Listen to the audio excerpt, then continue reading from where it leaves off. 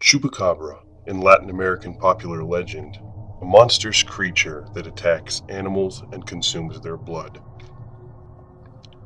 The name is derived from the Spanish words chupar, to suck, and cabra, goat. As a fearsome but probably non-existent creature, the Chupacabra has been characterized as the southern equivalent of the Sasquatch.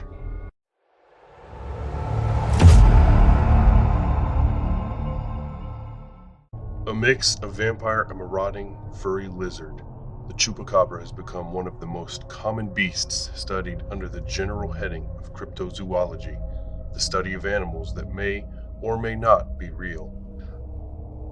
No one has ever caught a Chupacabra, though plenty of eyewitnesses claim to have seen one. Descriptions vary. Eyewitness accounts during a rash of alleged attacks in 1995, many in Puerto Rico, described the animals as having a reptilian body, oval head, bulging red eyes, fanged teeth, and long darting tongue, according to a report at the time in the daily San Juan Star. That same description has weathered decades of scrutiny. First appearing in the late 1960s, alleged Chupacabra attacks picked up markedly in the mid-90s, moving America's leading cryptozoologist Loren Coleman to term the animal the single most notable cryptozoological phenomenon of the past decade. Coleman is the author of Cryptozoology A to Z.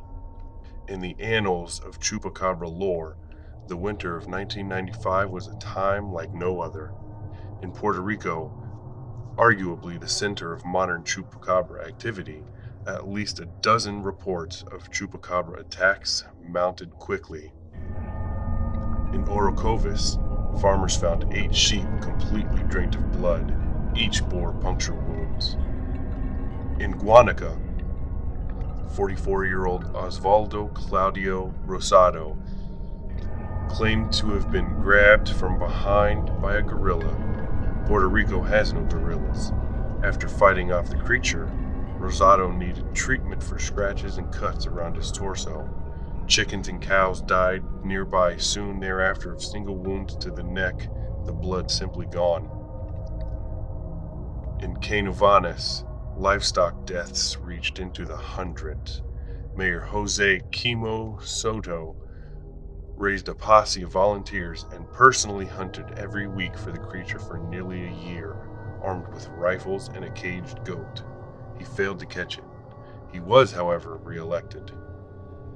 In Torrechila, Baja, a woman found a chicken dead of perforations in the neck, her cat dead with its genitals gone, and her guinea pigs with their throats slit. Loren Coleman agrees and is comfortable with the wild dog explanation. Dog packs tend to do that, go on frenzied attacks, eat a little, then leave the rest, she says. The wounds in the Kalama victims' necks were, indeed, far from surgical, and media accounts tend to stress the bizarre, oversimpler explanations. Newspapers loved the phrase Chupacabra, but most cryptozoologists aren't going to the bank with it. Meanwhile, a collective fascination with the beast means that any farm animal, pet cat, rabbit, or chicken that comes to grief could be another Chupacabra case, simply because an animal dies and no one sees the predator. If you look at the Jersey Devil, notes Coleman, citing an American myth strikingly similar to the Chupacabra, anything unknown that happens in New Jersey falls under the heading the Jersey Devil. Exactly the same thing is happening now with the Chupacabra. Perhaps. But then again, no one has found the wild dogs either. To date, not everyone is convinced.